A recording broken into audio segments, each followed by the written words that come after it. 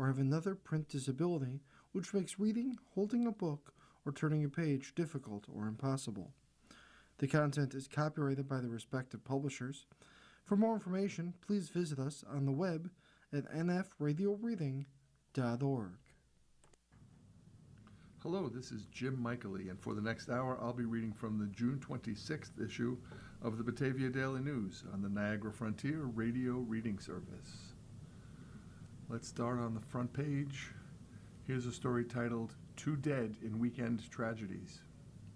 Drowning and ATV crash claim lives in Glow region. Java. 2 area residents died in separate tragedies Friday and Saturday in the Glow region. The first incident occurred about 6:50 p.m. Friday when a person called the Wyoming County 911 Center to report a capsized boat on Java Lake. 2 people went into the water, but only one was accounted for. An extensive search followed in the lake and in difficult terrain surrounding the area. An object was identified by sonar about 6 p.m. Saturday, said Wyoming County Undersheriff Colin Reagan. A body was recovered and identified as Robert D. Fuller, 46, of Java Lake. Fuller was pronounced dead at the scene by the county coroner. An investigation is continuing, but Reagan said the death appears to be an accidental drowning. Multiple agencies assisted in the search and recovery, including Wyoming County Emergency Management, the North Java, Arcade, Batavia, and Alden Fire Departments, New York State Forest Rangers and State Police, Niagara County Search and Rescue, the Livingston County Sheriff's Office Dive Team, Amigo Search and Rescue Dogs, and the County Coroner's Office. A second incident occurred Saturday evening in Pembroke. Genesee County 911 dispatchers were alerted about 7 p.m. Saturday to an all-terrain vehicle crash near 9281 Ellenwood Road. They found that a black Yamaha ATV had collided with a tree. The driver was identified as Michael J. Whitmire, age 23, of Batavia. Whitmire had been northbound on Ellenwood Road and failed to negotiate a curve, deputies said. The ATV went off the road and struck a tree. Whitmire was ejected from the ATV. Personnel attempted life-saving measures, but Whitmire was pronounced deceased at the scene by the Genesee County Coroner's Office. The crash remains under investigation. Numerous agencies assisted at the scene, including Corfu Police and firefighters, Mercy Ambulance, and the Genesee County Coroner's Office, along with various other members of volunteer fire organizations. Also on the front page, here's a story titled, Spirit of the Day. Crowds flock for annual Juneteenth celebration in Batavia. Families browse vendor booths Saturday at Williams Park as a flag football game started a few yards away. It was the stuff of a perfect June afternoon, brilliant sunshine and plenty of smiles for the annual Juneteenth celebration. Very, very, very good, said Gregory Monroe of the Just Kings Social Club of Batavia, which hosted the celebration with support from Go Art. I think this may be our largest turnout, definitely. We have the entire field on the park covered, he said. We have about 15 vendors over here with the Challenger football, and we have another 12 to 15 vendors over there with another stage and more music with Go Art, where they're doing a lot of music. Freedom, togetherness, and joy. Juneteenth marks the anniversary of June 19th, 1865, when freedom was announced to the last enslaved African American people in Galveston, Texas, more than 2 years after President Abraham Lincoln issued the Emancipation Proclamation. Beyond memorializing the end of slavery, Juneteenth is also a celebration of family and joy and has been called America's Second Independence Day. It's been a tremendous turnout, Monroe said. You see a lot of QR codes around. You scan any of those, they'll send you to our website, justkingsjuneteenth.com, a website dedicated to the history of Juneteenth. As Juneteenth becomes widely celebrated on the whole, does Monroe find many people who don't know the holiday? At this point, not as much, he said. From 2020 to now, a lot more people are more educated about it and more or less know the basis of the holiday. And if you don't, it doesn't take much to either go to one of our poster boards over here, or if you scan any of the QR codes or visit our website, you can get all the information you need about Juneteenth and why we're out here. The holiday's roots stretch deep and carry historic significance. It's important to celebrate freedom and justice because we're in America, land of the free, Monroe said. It's a celebration of the freedom of black people at a time when slavery was rampant and people were emancipated. It took 2 years for all slaves to be free. That's where Freedom's Eve got turned into Juneteenth. Buffalo's been celebrating their Juneteenth for 75 years, he continued. I've been going there all my life since I was a little kid. I've come of age, and since the March for Justice, we decided to put a Juneteenth here in Batavia, and it's gotten bigger every year. The people are the best part, Monroe said. Those having fun, getting educated, and enjoying the day. It started with a parking lot at the YWCA. All the way up to 6 years later, now we're taking over this park, and hopefully we can make it bigger every year. A positive force. Siblings Valerie Monroe and Michael Taylor manned a booth about 50 feet away, offering a variety of African-themed wares, including African colors and Black Power-themed socks. It's wonderful, Valerie Monroe said of the day. It's all about bringing us together. That's the main thing we want to do, to bring people together and let people know we can get along. There was no drama around, not on Juneteenth, she said. The best part of the day was seeing everybody, she said. The crowds were friendly and everybody wanted to talk and get along together. I just think it's a great, great thing for the country at this time to see the advancement of black people, to interact with the higher level of what they've been missing over the years, you know, Taylor said. They can come back and say they're part of society. It's a great thing, he said, noting the power of the vote and unity. People came together very nicely, were sharing the day, and children turned out too. He noted they were showing the history of black history. If you didn't know, it was a hard time, Taylor said, after some past eras of racism were brought up in the conversation. We did get through it, and the ride before the future looks good. Relating together as races helps solve such issues, he said. He noted the power of unity, including a melting pot of kids and the event, and disabled people, and the large crowds enjoying the day. If you can show somebody your effort of what you're doing and what you believe in, somebody else will follow you, he said. As long as you're positive and gaining positivity in the community, they will follow you. That's what we try to do, he continued. Try to be positive in everything you do, and good things will happen. Taking the field.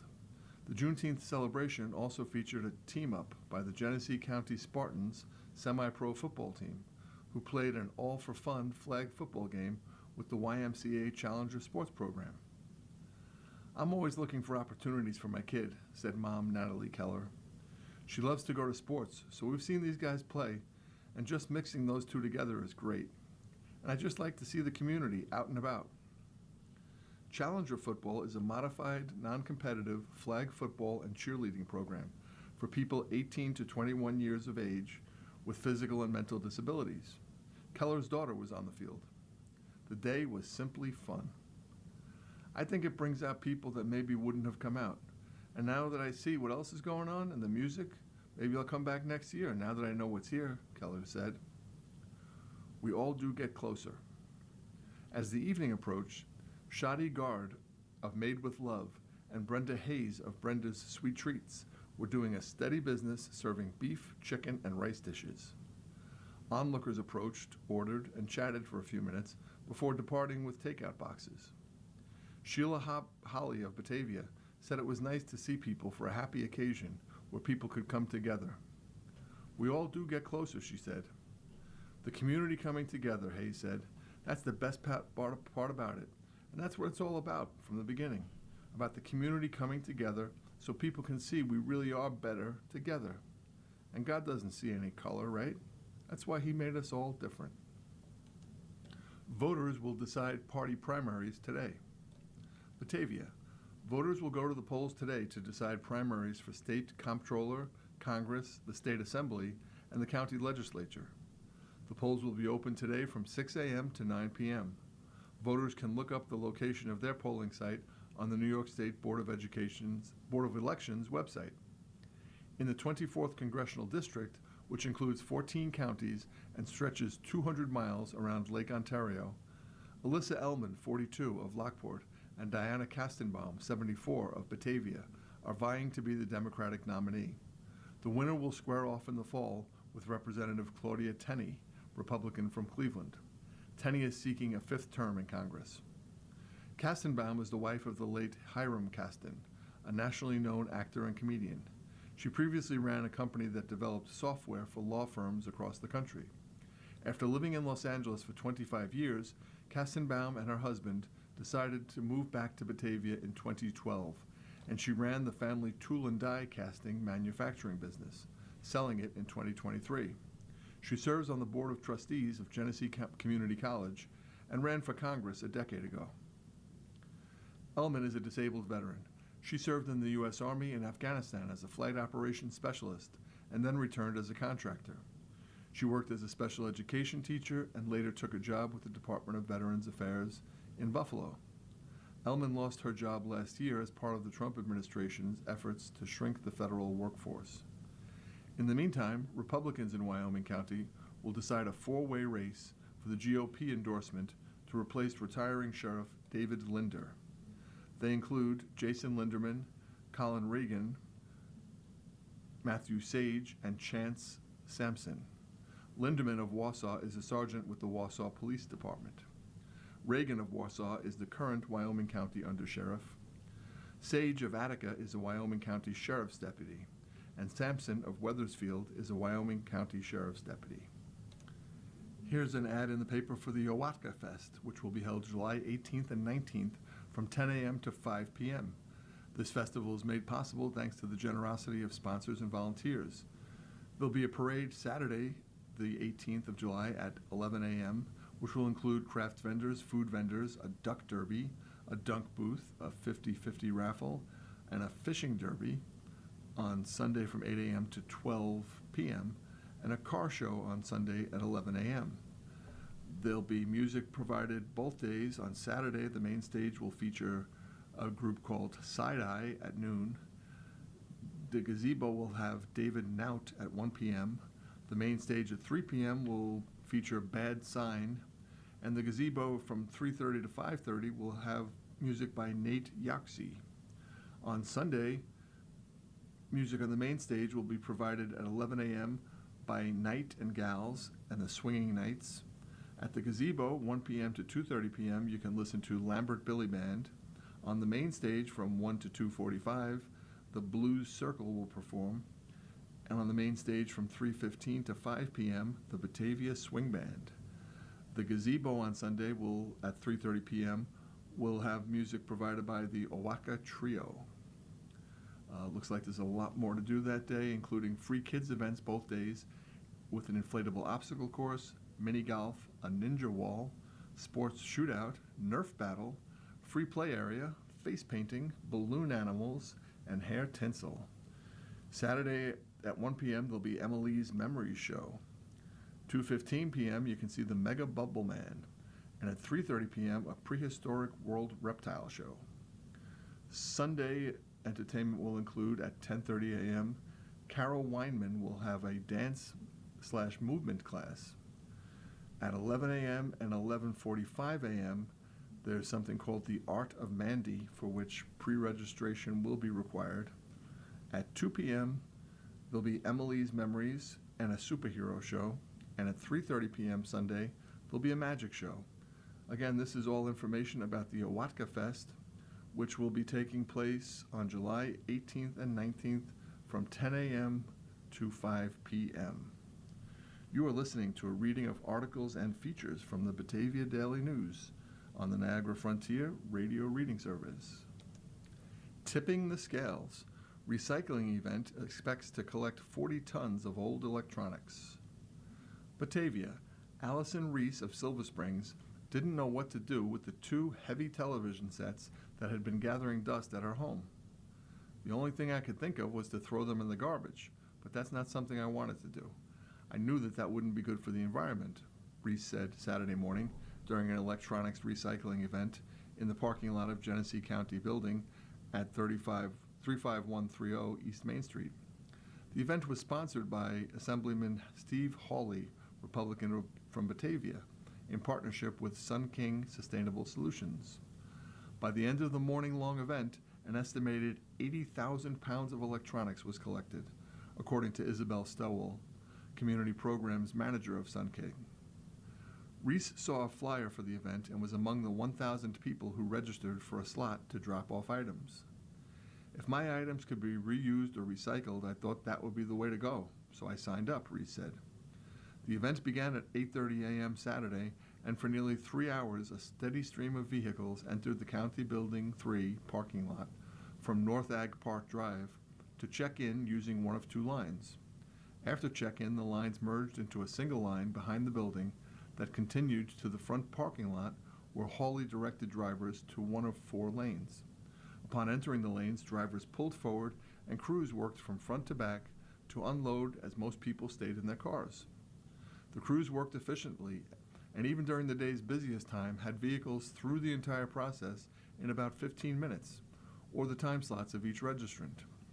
As items were unloaded, they were dropped in large cardboard boxes marked for monitors, printers, cell phones, and small appliances. Flat-screen televisions were stacked on pallets and later wrapped. Old televisions, large consoles, floor models, and a vintage silver Zenith set with dials sat in one lane of the parking lot. There were towers of computer hard drives, some covered in a thick layer of dust, or with rusted bottoms, suggesting a long period of disuse.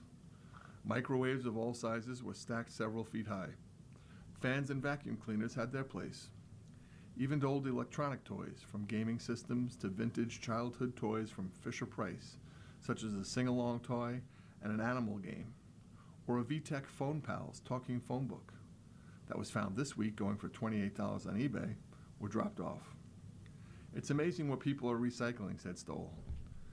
The scene, spread across almost the entire parking lot Saturday morning, was cleaned up within 45 minutes of the event's conclusion and packed into the 4 trailers staged at the event.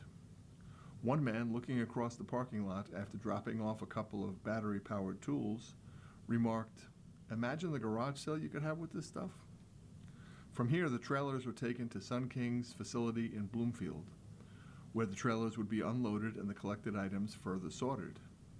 We do our best to sort everything here and then do further sorting to see what can be used, which is always best, or what is damaged and can only be recycled, said Stowell.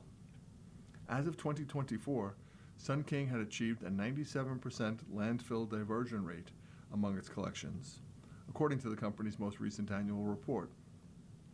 Any cardboard, styrofoam, and packaging materials collected at the event would also be recycled, Stowell said.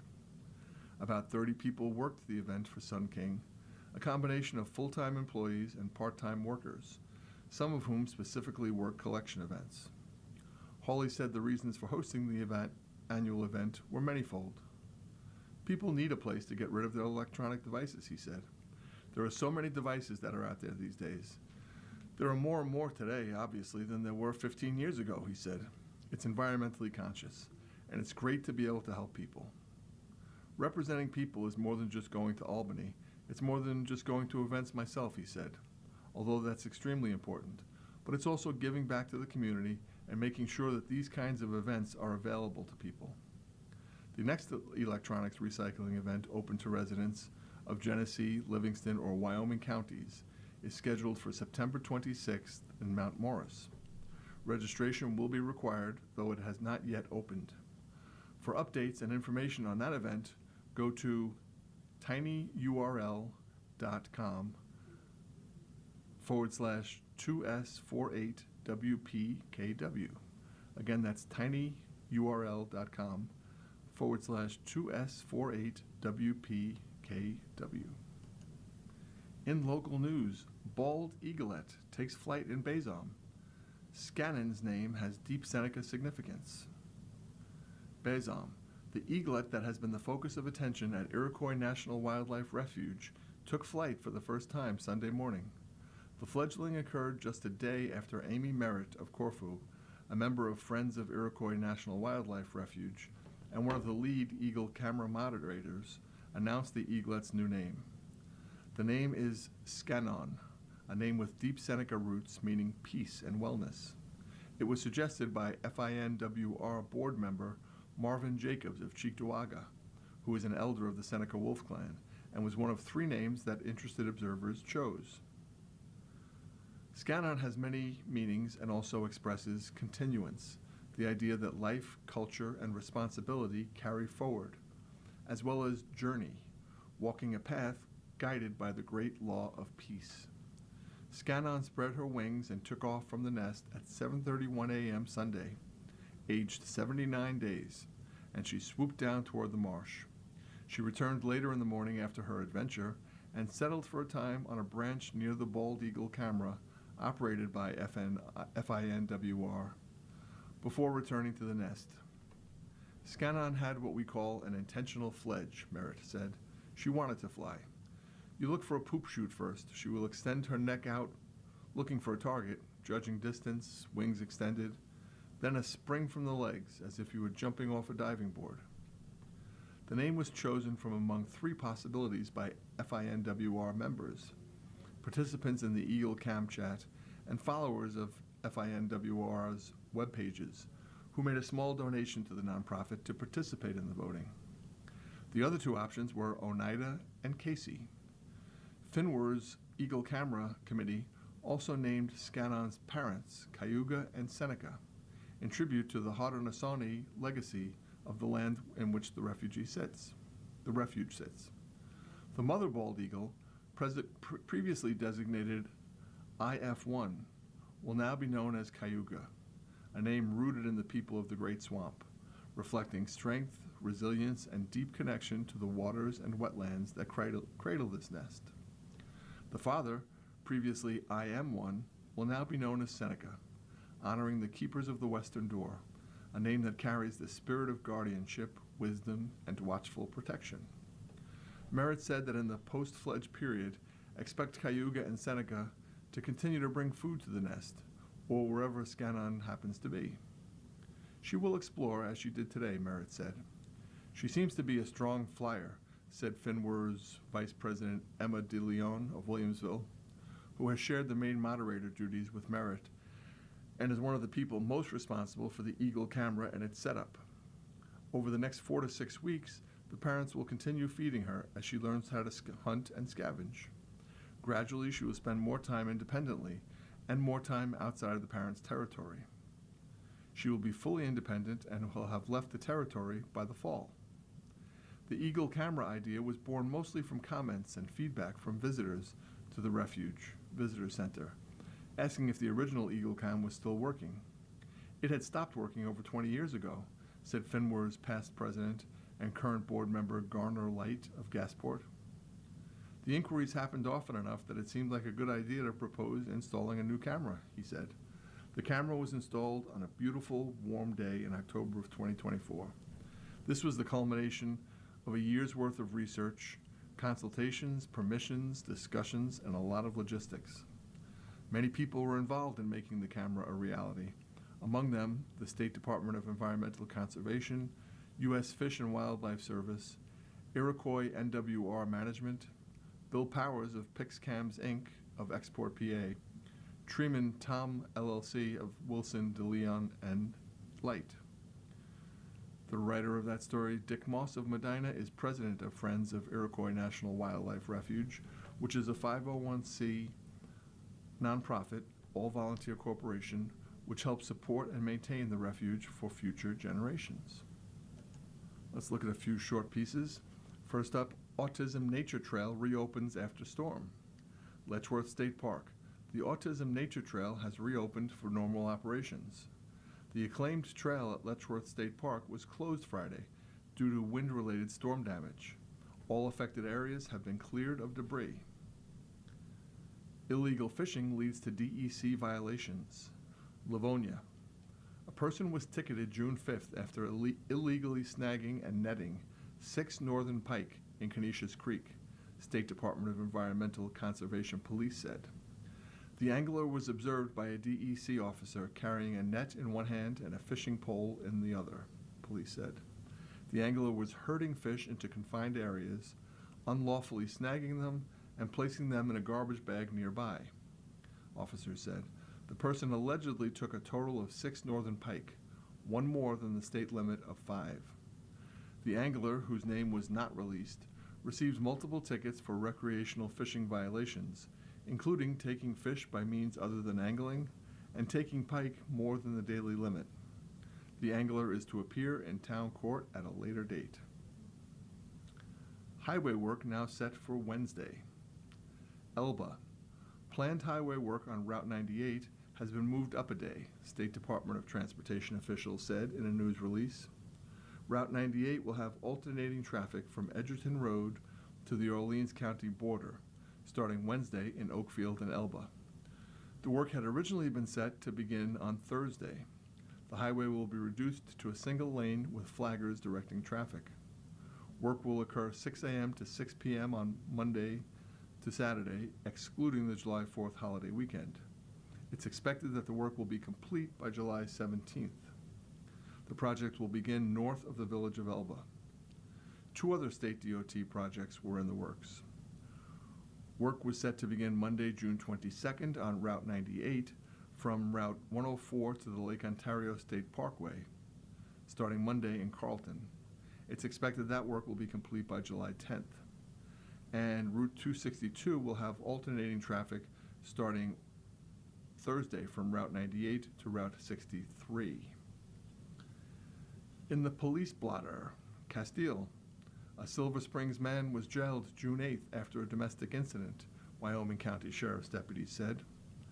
Harry Diaz, 35, contacted a person in violation of an active order of protection, deputies said. He was charged with aggravated family offense, second-degree criminal contempt, and second-degree harassment. Diaz was committed to Wyoming County Jail without bail. In Sheldon, a traffic stop on June 14th resulted in charges against a Strikersville man, Wyoming County Sheriff's deputies said. Joshua M. Drexler, 28, was stopped on Route 77, deputies said. Further investigation allegedly revealed he was intoxicated. Drexler was charged with DWI, driving with a blood alcohol content of .08 or more, consumption of alcohol in a motor vehicle, and failure to keep right. He is to appear in Sheldon Town Court at a later date.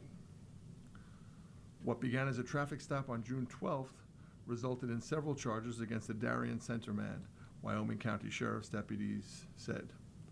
Timothy Bain, 44, was observed driving 72 miles per hour in a 55 mile per hour zone on Route 77, deputies said.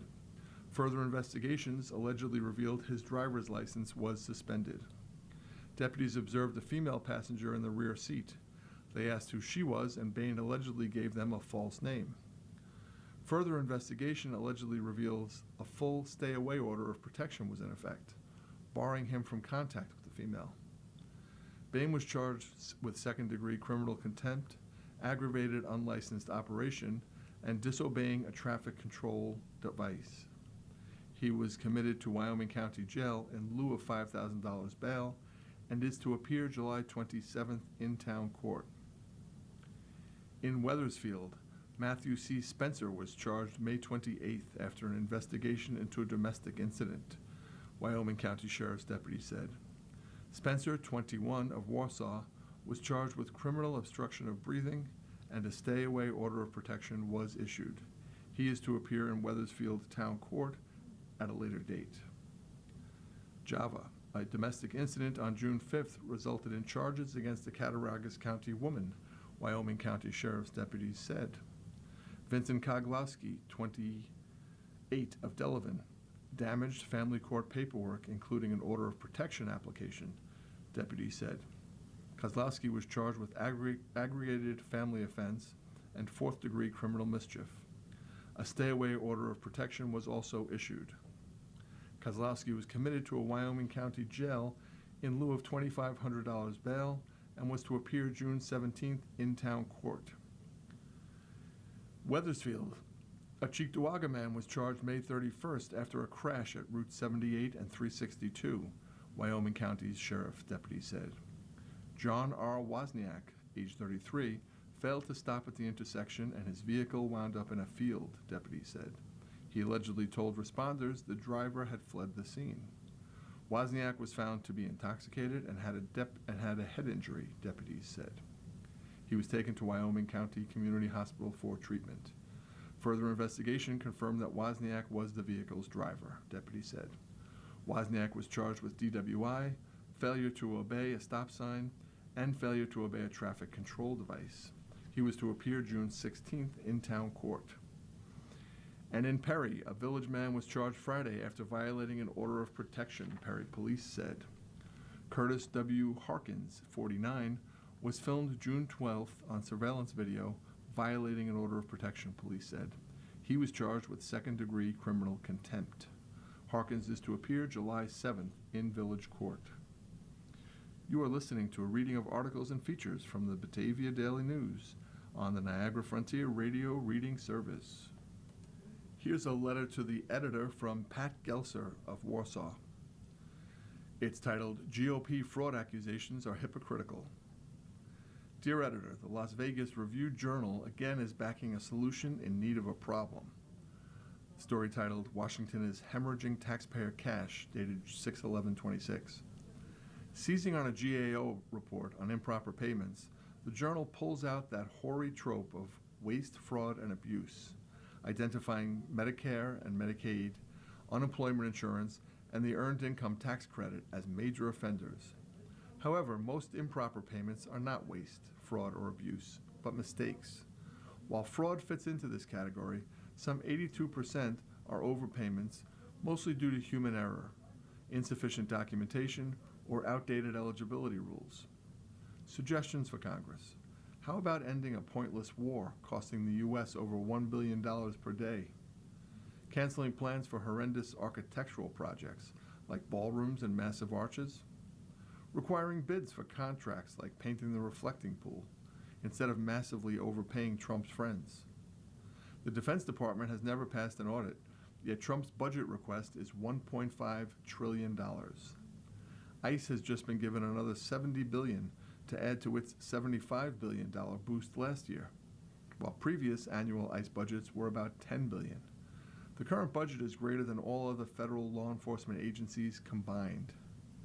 Generally, the inspectors general would handle reducing waste, fraud, and abuse, but 75% of those offices are now vacant, thanks to Trump.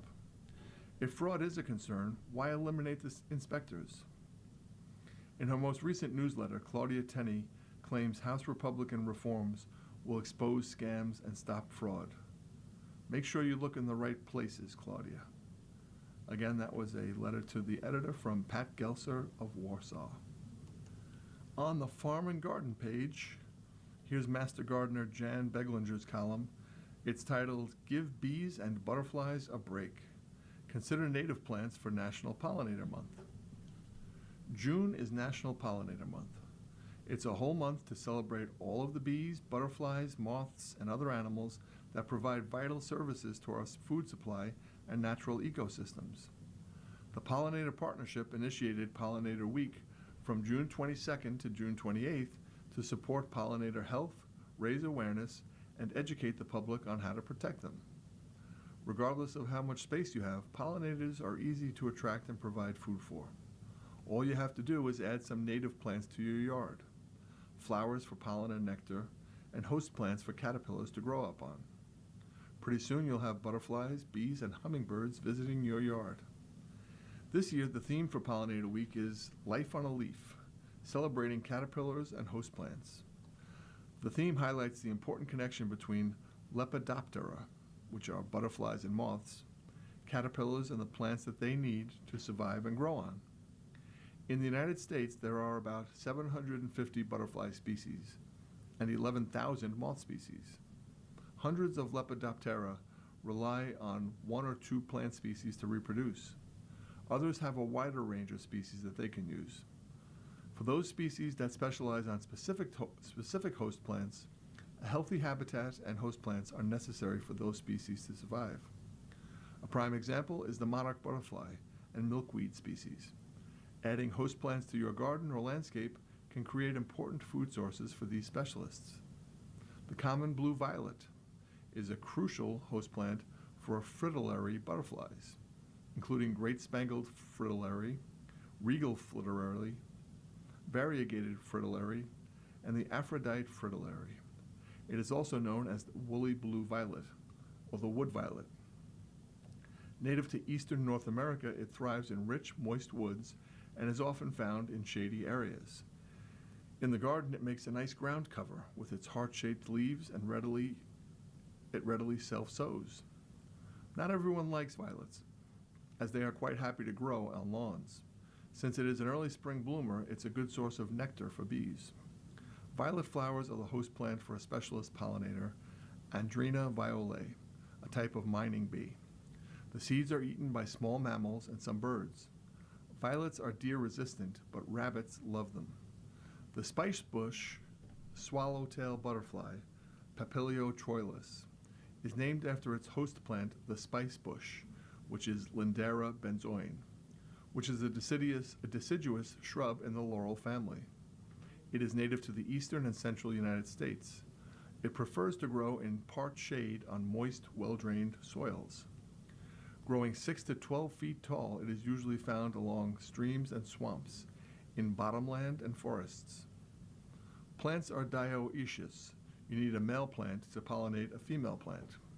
All parts of the plant have a spicy, sweet fragrance when crushed. Spicebush is also the larval host for the eastern tiger swallowtail, which is Papilio glaucus, and the Promethea silk moth, Calosamia promethea, which is also called the spicebush moth. The yellow spring flowers are a nectar source for a variety of pollinators. The red berries have a high fat content, making them an excellent food source for fall migrating birds. The snowberry clear-wing moth, or bumblebee moth, Hamaris definis, may visit your garden looking for nectar during the day. It is especially fond of phlox and bee balm. Native to much of the United States east of the Rockies, the adult moth looks like a bumblebee with a fuzzy black and yellow abdomen, and it even sounds like a bee in flight. Snowberry clear-wing moth caterpillars feed on plants in the honeysuckle family, Capra folotiae. The snowberry shrub, Symphoricarpos albus, is their preferred host species, hence the name. They will use native and non-native honeysuckle species. The caterpillars are called hornworms because they have a prominent spike on their rear end. Native to North America, snowberry is a deciduous shrub in the honeysuckle family, Caprifoliaceae. As long as the soil is not waterlogged, snowberry is not particular about the soil type. It can be grown in partial shade, but full sun is best for fruit production. Plants grow 3 to 6 feet tall and wide. Clusters of small, bell-shaped, pink to white flowers bloom in early summer. Flowers are self-fertile, so only one plant is necessary for a good fruit set. The nectar-rich flowers attract hummingbirds, butterflies, and bees. The white berries hang in a cluster and will be ignored by birds for most of the winter. Berries need to go through several freezing and thawing cycles to reduce the bitterness. Snowberry will form a colony as it spreads by rhizomes. This makes a great shelter for birds. Deer usually ignore it, hardy in zones 3 to 7. The eastern tiger swallowtail, Papilio glaucus, is one of the most beautiful, showy, and common butterflies that you will see around here. Their wingspan is 3 to 5.5 inches. They have a variety of larval host plants, including the tulip tree, wild black cherry, ash, basswood, birch, cottonwood, mountain ash, willow, and sweet bay magnolia. The adults eat nectar from a variety of flowers, including lilac, milkweed, and joe pye weed. The white turtlehead, Chelone glabra, is the main host plant for caterpillars of the Baltimore checkerspot butterfly, Euphydrius phaeton. White turtleheads contain chemicals that make the caterpillar and butterfly taste bad to birds. Both the white turtlehead and Baltimore checkerspot prefer wetland habitats. Loss of habitat could be causing the butterfly to decline in some areas. It does have other host plants that it can lay eggs on, including hairy beard tongue. Gotta love that name, hairy beard tongue, which is Penstemon hirsutus, and English plantain, Plantago lanceolata, a non-native perennial. White turtlehead is a native perennial in the plantain family, which typically grows 2 to 3 feet tall. In the wild, it grows along streams, in swampy areas, and moist woods. In the garden, this should be planted in part shade, in humus-rich, moist to wet soils. The white snapdragon-like flowers appear from late summer into autumn. This is hardy in zones 3 to 8. More than 22% of our North American native pollinators are at risk of extinction. Native bees, especially leafcutter and digger bees, face even higher threats. During Pollinator Week, help spread the word about protecting pollinators and their habitats. You can help pollinators by not using pesticides, provide clean water, and plant native host and nectar plants. Hours and programming. Have a gardening question? Master Gardener volunteers are in the office from 10 a.m. to noon on weekdays. You can stop in at our Cornell Cooperative Extension office at 420 East Main Street in Batavia, or you can call 585-343-3040, extension 127, or email them at jeanseamg@cornell.edu. The next garden talk will be at noon on August 6th. The topic will be the amazing migration of the monarch butterfly. The program will focus on the monarch butterfly and the yearly migration that spans 12 months and 4 generations to travel 6,000 miles from Mexico to Canada and back. Learn about the life cycle of the monarch and how you can help protect it and support other pollinators in your own garden. Master Gardener Judith Albert will share the story through her photographs and videos. Call the CCC office at 585-343-3040, extension 101, to register for the next in-person option. Or you can check genesee.cce.cornell.edu/events to register for a Zoom link. Here's an obituary for Tamara Lynn Getz. Tamara Lynn Getz, age 63, of Ontario, New York, and Palm Bay, Florida, passed away peacefully at home on June 7, 2026. Tammy was born on August 8, 1962, in Rochester, New York, to Harry S. Crozier and Beverly Crozier. Tammy is survived by her loving husband of 43 years, James Jim Getz, her sons Matthew, married to Ambre Getz, Andrew, Rachel Getz, and Joshua, Amanda Getz. She is also survived by her mother, Beverly Crozier, her brother Scott, Amy Crozier, and her cherished grandchildren, Lydia, Travis, Maggie, Molly, and Marley Getz. She also leaves behind her beloved dog, Abby. She is predeceased by her father, Harry Crozier, and stepfather, Clarence Rogers. Tammy will be cremated in Florida and interred in Attica, New York. A celebration of her life will be held at a later date, with details to be announced. In lieu of flowers, donations can be made to the Ontario Fire Company or Lollipop Farm. You are listening to a reading of articles and features from the Batavia Daily News on the Niagara Frontier Radio Reading Service. Over in the sports section, this story is titled Something for Everyone Friday at Buffalo Raceway. Hamburg. There was a little bit of something for all of the fans in the featured events at Buffalo Raceway on Friday afternoon, June 19th. For the chalk players, Famous Dan showed the way with a popular $4.04 victory in the $10,900 trot, while in the other race for the sidewinders, those seeking a mid-range price got it as Bisco posted a $15.38 score. Then for long shot fans looking for a nice score, Brookdale Seb got the job done with a $39.92 win in the $10,900 pace. Famous Dan, owned by Kevin Cummings, got the show rolling in the opener as he trounced the field in 1 minute 59.1 seconds over the fast track. He beat Skyway Professor, owned by Sean McDonough, with 5 3/4 lengths and All About the Chase, which is James McKnight Jr.'s horse. Famous Dan went right to the point from the start and used splits of 29.3 seconds, 59.4 seconds, and 1 minute 29.2 seconds. A last panel of 29.4 seconds sealed the fate for the rest of the field as Famous Dan strolled home to the easy score. Owned by Franklin Meyer and trained by Angelo Napo, it was the 4th win in 14 tries on the season for Famous Dan, driven by Dover Dan Sylvia. The decision moved his earnings to $29,840 on the year and to $233,600 $233,680 lifetime. In the other trotting bracket, Bisco, McKnight Jr., skimmed the rail and went coast to coast in turning back a pesky pocket, sitting Dugga Dugga Doo, Kyle Cummings by 1 1/4 length in 1 minute 59.4 seconds. Mr. Squeeze, driven by Drew Monty, took the show position. Bisco was able to maintain pylon position from the start and used splits of 28.2 seconds, 57.2 seconds, and 1 minute 26.4 seconds. Dugga Dugga Doo tried to rally past the tempo-setting Bisco, but couldn't pull it off. How about we read Dear Abby? Worker feels targeted by colleagues' change in behavior. Dear Abby, I've been employed at the same company for 17 years. I'm the youngest person in the department, and I love my job and the people I work with.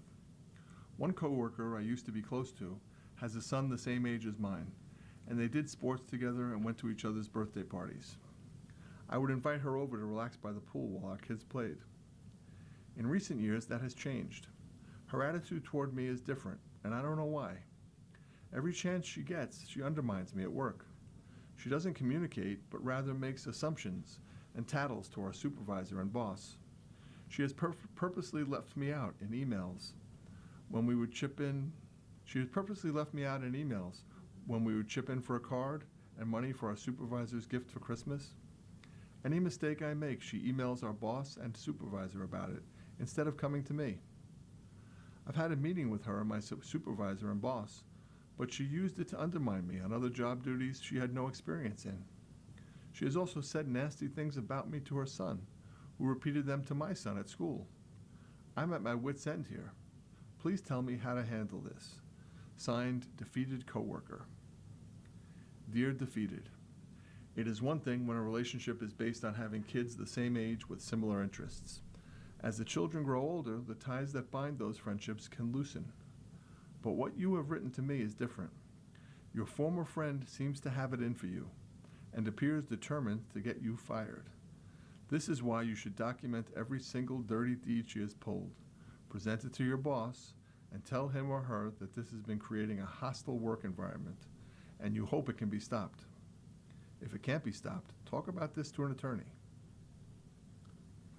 Dear Abby, I'm 23 and have been with my boyfriend for 6 years. We currently live with his parents. A year ago, I cheated on him, but I told him about it a few months ago. We've been trying to rebuild our relationship, but it's hard. I have spent more than $1,000 on therapy, and I don't know what else to do.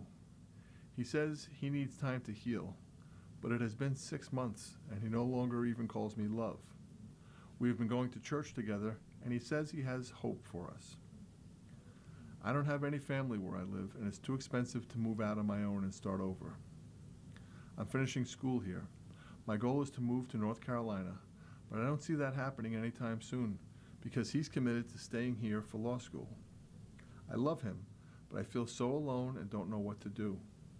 I want to get married and have kids soon, but I don't want to start over or cause more hurt. What would you do? Signed, Cheater in Florida. Dear Cheater, it's time for you to move out so you can separate your feelings of dependence and affection. You wounded your boyfriend deeply, and that wound is not going to heal if you continue to pressure him. It's up to him now to decide whether to forgive you, but you need to give him the space to make that decision. Because you want to have children soon, the reality is that you will have to start over either way, whether with him or with someone else. Let's turn to the horoscope column. Happy birthday. For the birthday on June 26th, it says, be precise to eliminate confusion. Don't be afraid to take a unique approach when putting yourself together.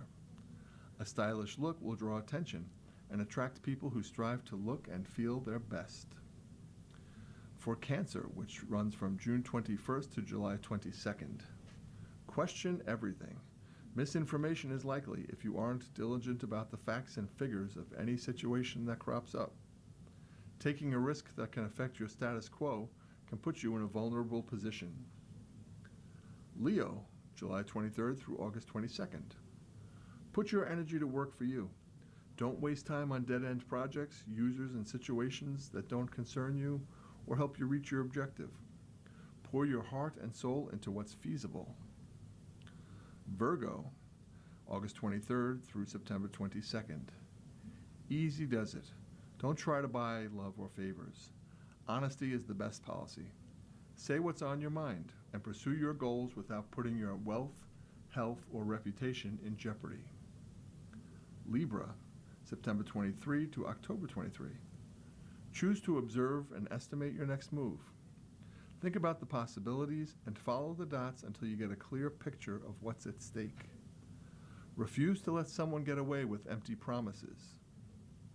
Scorpio, October 24th through November 22nd. An open discussion will reveal where you stand with someone and what you can do to make things better. Put your energy into understanding and changing what is causing disruptions. Sagittarius, which is November 23 to December 21. Spend more time at home or with loved ones. Surrounding yourself with the right people will help build confidence. A change to how you earn your living will boost your lifestyle. Capricorn, December 22, January 19. Completion will help dodge criticism. Oversee your plans, do what you say, and look for opportunities to match and mirror those you respect and love the most. Put your energy where it counts. Aquarius, January 20th through February 19th. Don't settle for less. If change is what you want, make it happen.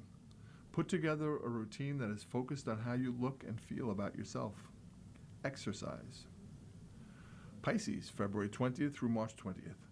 Gather your thoughts. You may not relish change, but if an opportunity comes up that requires you to be resourceful and explore possibilities you have not considered in the past, push forward with enthusiasm. Aries, March 21st through April 19th. Use your superpowers and diligence to win over those who show skepticism. A prudent, disciplined approach to getting what you want will pay off and change how you move forward professionally or financially.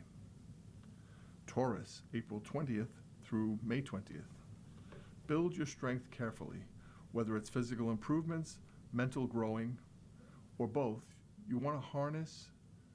Having a routine and plan in place will help you avoid unnecessary setbacks. And Gemini, May 21st through June 20th. Listen, elaborate, and consider what you can do without. Decluttering your life mentally and physically will help you put things in perspective and encourage you to clear a path that leads to a simpler lifestyle. In the Help Wanted section, here's a listing for an opening for a buildings and grounds maintenance worker. Full-time and benefits, $17 to $21 an hour based on experience. A driver's license is required. Some on-call emergency duties will be expected. You can apply at Woodstock Garden Apartments, which are located at 219 North Spruce Street in Batavia. Genesee Valley BOCES advertises a notice of vacancy. The position, special education teacher with math. Qualifications, New York State certification in students with disabilities, grades 7 through 12. Students with disabilities, all grades, or special education, K through 12. A math certification or ability to add a math certification is necessary. Preferred qualifications, candidates with knowledge of trauma-informed care and TCIS. Location, Batavia Academy. Start date, fall of 2026. The salary range is $45,000 to $55,000, and it says it's negotiable based on experience. To apply, visit the website at www.gvboces.org.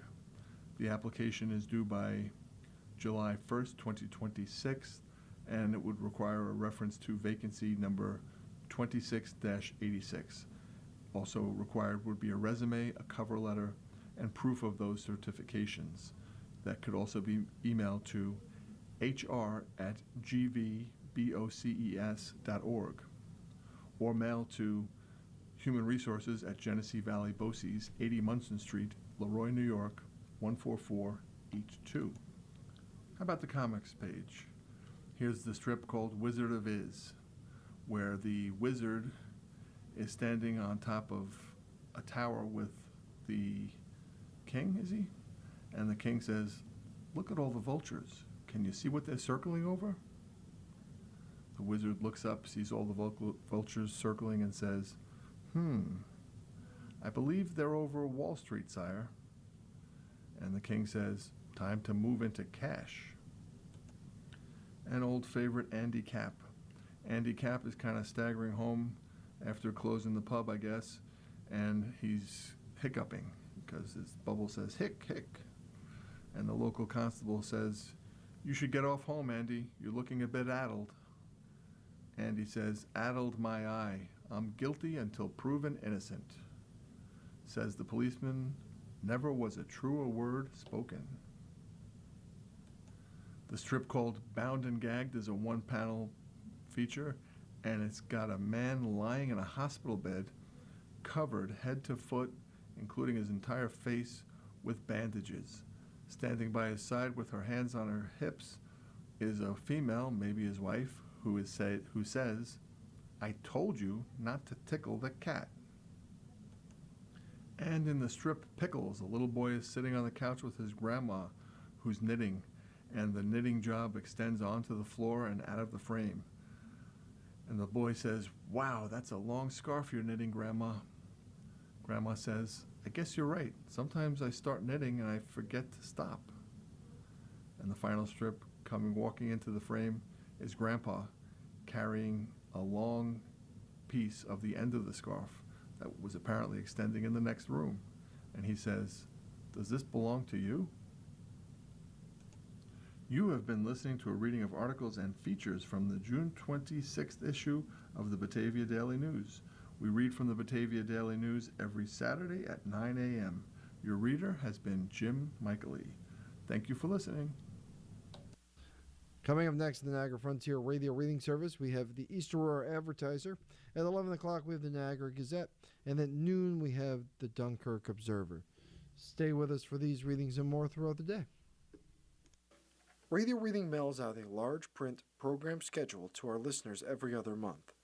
If you have not received a Niagara Frontier Radio Reading Service large print program schedule in the mail, please call us at 716-821-5555.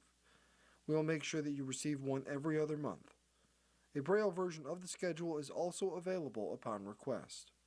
Our number again is 716-821-5555.